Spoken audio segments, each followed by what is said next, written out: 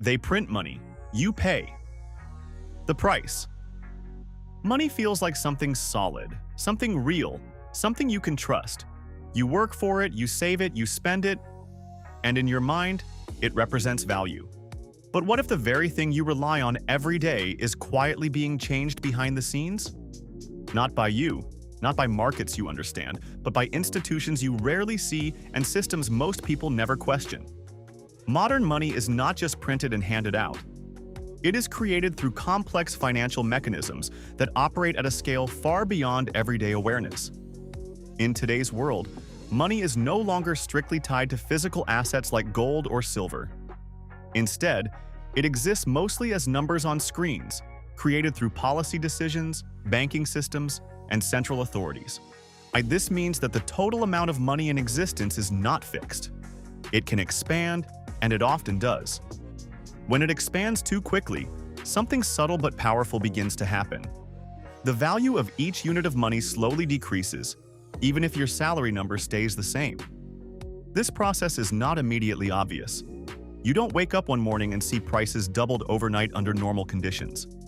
Instead, the change is slow, gradual, and often disguised as normal economic growth. But over time, the impact becomes undeniable.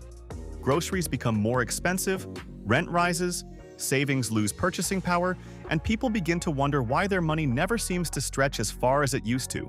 And most people assume this is simply the cost of living going up. But very few stop to ask the deeper question: why does the cost of living consistently rise over time, almost everywhere in the world? The answer lies in how modern money is created, controlled, and expanded through financial systems designed to manage economies at scale, but which also come with consequences that ordinary people silently bear. To understand this system is to understand one of the most important hidden forces shaping modern life: inflation, driven by money creation. And once you see how it works, you start to notice something unsettling. The system doesn't just move money around, it changes what money is worth in the first place. The hidden mechanics of modern money printing. Modern money printing is not what most people imagine. It is not just physical cash being printed in massive warehouses and shipped out in trucks. In reality, the majority of new money today is created digitally, through banking systems and central financial institutions. When a central bank increases the money supply, it is often done by adjusting numbers in financial systems, buying government bonds, or injecting liquidity into commercial banks, all of which expand money without physically printing a single note. This system is built on trust and accounting rather than physical commodities. Commercial banks also play a major role in this process through what is known as fractional reserve banking. In simple terms, banks are allowed to lend out more money than they physically hold in deposits. When they issue loans, they effectively create new money in the economy, because those loans become deposits elsewhere, increasing the total money circulating in the system. What makes this even more powerful is that money creation is tied to debt. Every time a loan is issued, whether for a house, a business, or government spending, new money is introduced into circulation. This means that the modern economy does not just run on existing money. It constantly relies on expanding credit and debt to generate more money supply. Central banks regulate this process using tools like interest rates and open market operations. When they lower interest rates, borrowing becomes cheaper, encouraging more loans and thus more money creation. When they raise rates, borrowing slows down and money creation contracts. This balancing act is meant to stabilize economies, but it also means that the supply of money is continuously being actively managed and adjusted. The hidden truth is that money today is not a fixed resource. It is a dynamic system that expands and contracts based on policy decisions. And every expansion, while often intended to stimulate growth, carries the long-term consequence of reducing the purchasing power of existing money holders. In other words, when more money is created, each existing unit of money becomes slightly less valuable than before. Why governments rely on currency expansion. Governments rely on currency expansion because it allows them to finance large-scale spending without immediately raising taxes in visible ways. Instead of collecting more money directly from citizens through taxation, while governments can issue debt that is eventually financed through monetary expansion by central banks. This creates a system where spending can increase rapidly while the immediate cost is delayed or hidden.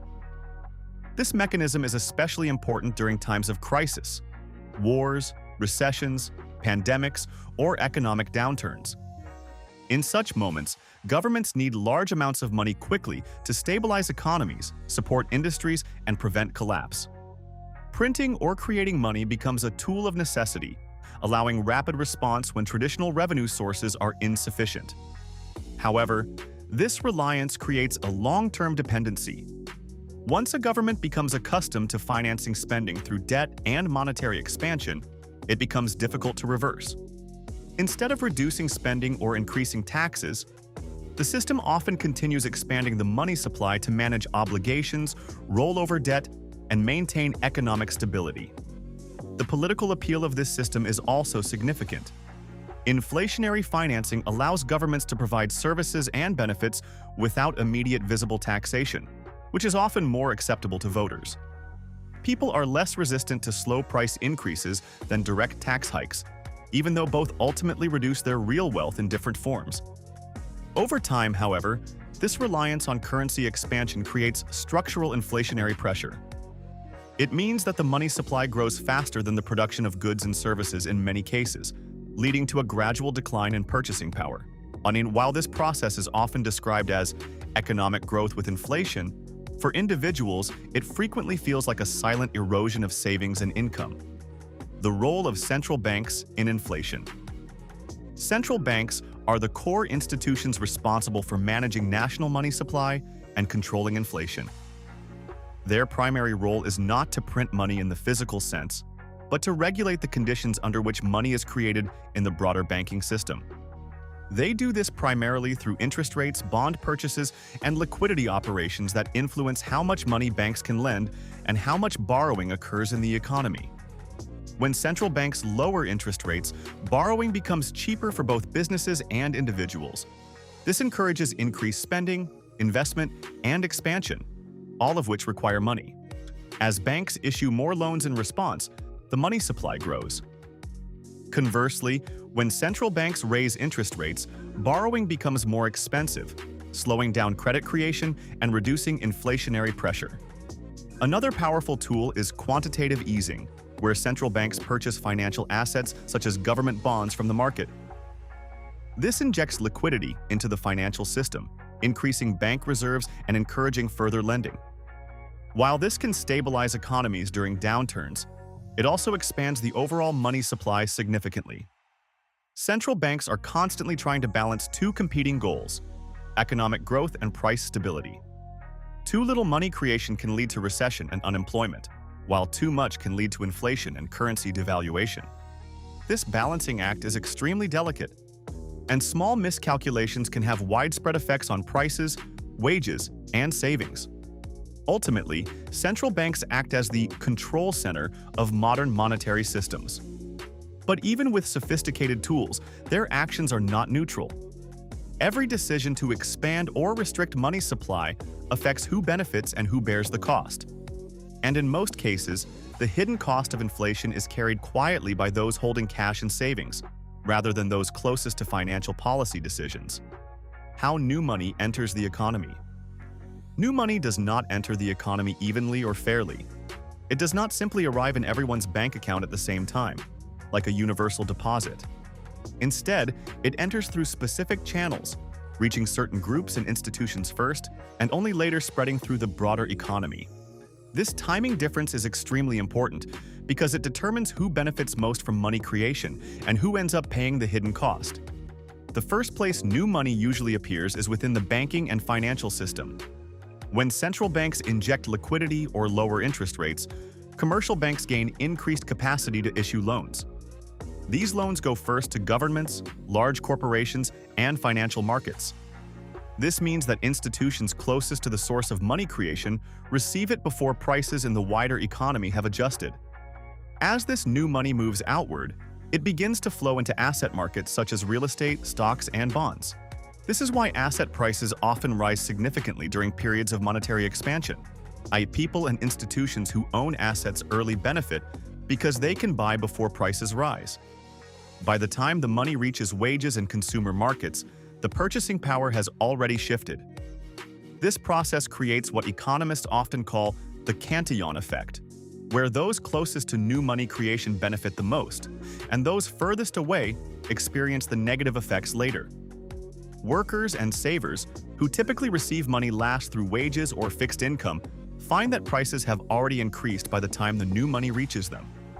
Eventually, the new money spreads through salaries, spending, and everyday transactions. But by this stage, inflation has already taken hold. Prices of goods, housing, and services adjust upward, reflecting the increased money supply. However, wages tend to adjust more slowly than prices, creating a lag that erodes real purchasing power over time. This uneven distribution of new money is one of the key reasons inflation feels unfair. It is not just a simple rise in prices, it is a structured flow of purchasing power from one group to another, shaped by the order in which money enters the economy. The silent tax, inflation, explained. Inflation is often described as a general rise in prices, but in reality, it is more accurately understood as a decline in the purchasing power of money. When more money is created without a proportional increase in goods and services, each unit of money becomes less valuable. This means that over time, the same amount of money buys fewer things than it did before.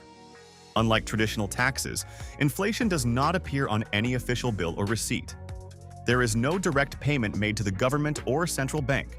Instead, it operates quietly in the background, reducing the real value of savings, wages, and fixed incomes. This is why inflation is often referred to as a silent tax. It takes value without explicitly announcing itself. One of the most important aspects of this hidden tax is that it affects different groups in different ways. People who hold large amounts of cash or fixed savings are hit hardest because their money loses value over time. On the other hand, individuals or institutions that own assets like real estate, stocks, or commodities often benefit because these assets tend to rise in value during inflationary periods. This creates a subtle but powerful redistribution of wealth within the economy. Inflation does not simply make everything more expensive. See, it shifts economic power from savers to borrowers, from late receivers of money to early receivers, and from fixed income earners to asset holders. Over long periods, this can significantly reshape the distribution of wealth in society. Governments often tolerate moderate inflation because it can reduce the real burden of debt. When prices and incomes rise, the relative value of existing debt decreases, making it easier for governments and borrowers to repay obligations. However, for ordinary people, this same process means that their savings and earnings lose purchasing power unless they are actively invested or growing at the same pace. In this way, inflation functions as a hidden mechanism that quietly transfers value across the economy. It is not always dramatic or immediately visible, but over years and decades, its effects become deeply embedded in financial life, shaping how people save, spend, and plan for the future. Wage growth versus cost of living gap. One of the most important and often misunderstood economic challenges today is the growing gap between wage growth and the cost of living. On paper, wages in many countries do increase over time, and at first glance, this may appear to keep pace with inflation. However, when examined more closely, it becomes clear that wages often fail to match the true rise in essential living costs. The cost of living is not driven only by consumer goods, but by critical necessities such as housing, healthcare, education, and energy.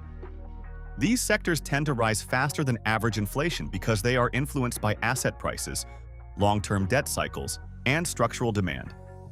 As a result, even if general inflation appears moderate, the actual expenses that matter most to households can increase much more rapidly.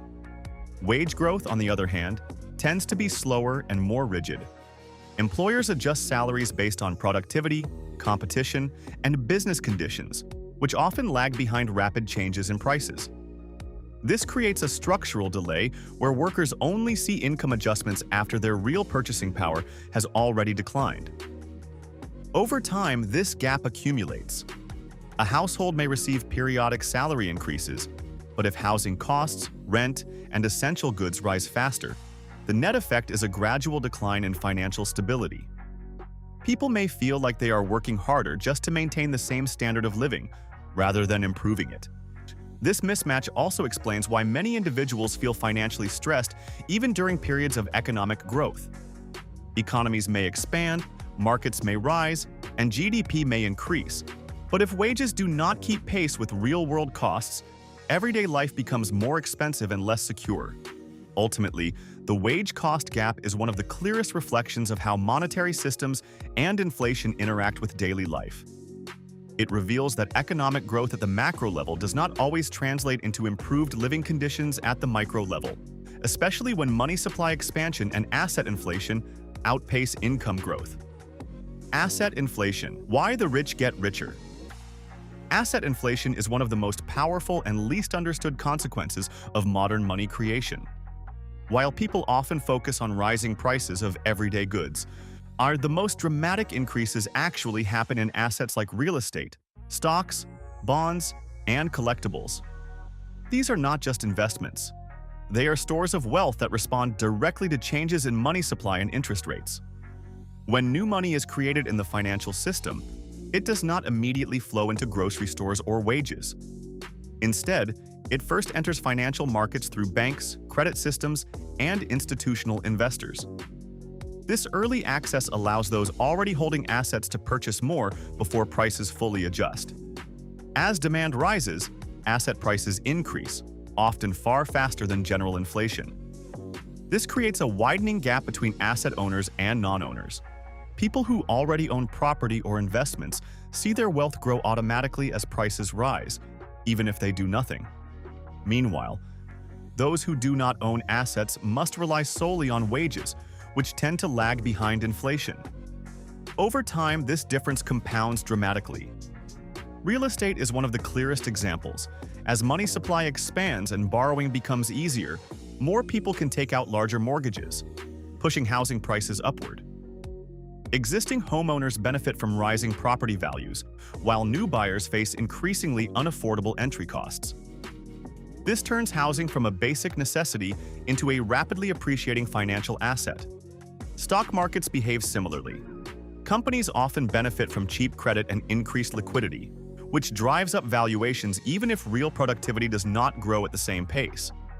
Investors holding equities see their wealth multiply through capital gains, reinforcing the concentration of wealth among those already invested. In this way, asset inflation acts as a silent accelerator of inequality.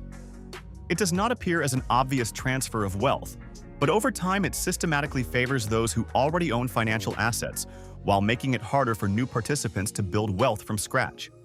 The decline of purchasing power over time.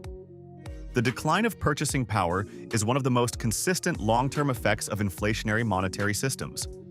While money may appear stable in the short term, its ability to buy goods and services gradually weakens over years and decades.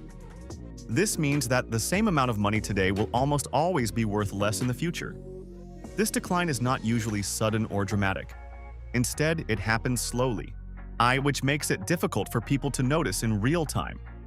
A small increase in prices each year may seem insignificant on its own, but when compounded over long periods, the effect becomes massive. What once required a small amount of money eventually requires several times more.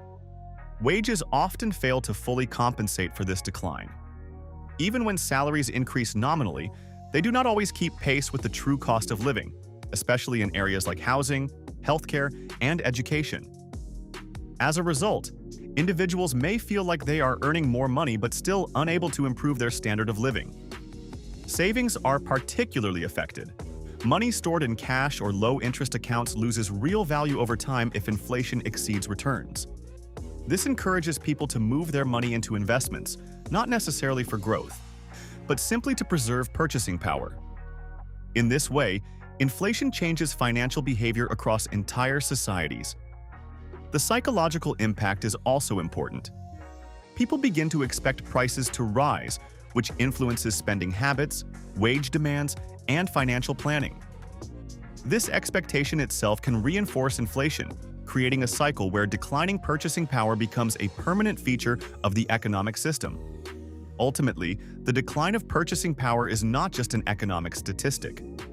It is a lived experience that affects every aspect of financial life, from daily expenses to long-term security. Debt cycles and money creation. Modern economies are deeply tied to cycles of debt and money creation. At the core of the financial system is the reality that most money is created when debt is issued. When banks lend money, they are not simply transferring existing funds, they are expanding the money supply by creating new deposits in the process. This means that economic growth is often closely linked to increasing levels of debt. When borrowing is easy and interest rates are low, individuals, businesses, and governments take on more loans. This increases spending, investment, and consumption, which stimulates economic activity and drives growth. However, this expansion cannot continue indefinitely. At some point, debt levels become too high relative to income, and borrowers struggle to repay or take on additional loans. When this happens, lending slows down, money creation contracts, and economic activity weakens. This marks the beginning of a downturn or recession phase. To counteract this, central banks often reduce interest rates or introduce new monetary stimulus, encouraging more borrowing once again. This resets the cycle, allowing debt to expand further and the economy to recover temporarily. Over time, this creates a repeating pattern of expansion and contraction known as the debt cycle. Each cycle tends to increase overall debt levels compared to the previous one.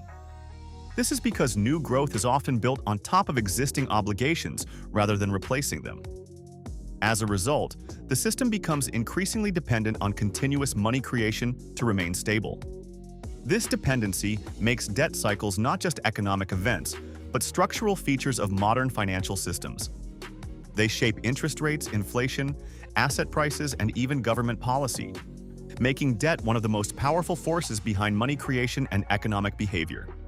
Who benefits first from newly printed money? The timing of money creation is just as important as the amount of money created. When new money enters the economy, it does not instantly reach everyone equally. Instead, it flows through a structured path, benefiting certain groups long before others even realize it exists. The first beneficiaries are typically financial institutions, banks, and large asset holders. These entities are closest to the source of new money, central banks and credit markets. They gain access to liquidity first, allowing them to invest, lend, and purchase assets before prices begin to rise. Next in line are corporations and governments that receive loans or issue bonds during periods of monetary expansion. They can use this capital for expansion, spending, or debt refinancing under favorable conditions. This early access gives them a significant advantage in acquiring resources at lower effective costs. As the money spreads further, it reaches financial markets, driving up prices of stocks, real estate, and other investments. Investors who are already positioned in these markets benefit from capital appreciation before the broader public experiences any meaningful change in income or prices. Only after this stage does the new money begin to reach wages in consumer markets. By the time salaries adjust, inflation has already taken hold, meaning that workers are often reacting to price increases rather than benefiting from the initial injection of money. This sequential flow creates a structural advantage for those closest to the financial system. It explains why wealth tends to concentrate among asset owners and early receivers of capital, while wage-dependent individuals experience delayed and diluted benefits. In this way, the order of money distribution is not just a technical detail. It is a fundamental mechanism that shapes inequality, opportunity, and financial outcomes across the entire economy. By now, the pattern becomes difficult to ignore. Money is not just a neutral tool sitting still in your wallet. It is part of a constantly moving system that expands, contracts, and redistributes value over time. What appears as normal price increases, economic growth, or financial progress is often the surface layer of deeper monetary forces shaping who gains, who loses, and who simply tries to keep up. Most people are never told this directly, yet they feel its effects every day in rising costs, stagnant wages, and the shrinking distance between income and expenses. The real power of understanding this system is not fear. It is clarity. Once you see how money enters the economy, how inflation silently acts as a tax, and how wealth shifts through timing and access, you can no longer view money the same way again. It stops being just numbers and starts becoming a flow, one that rewards positioning, awareness, and timing. And in that understanding lies the first real step toward protecting yourself from a system that was never designed to stay still.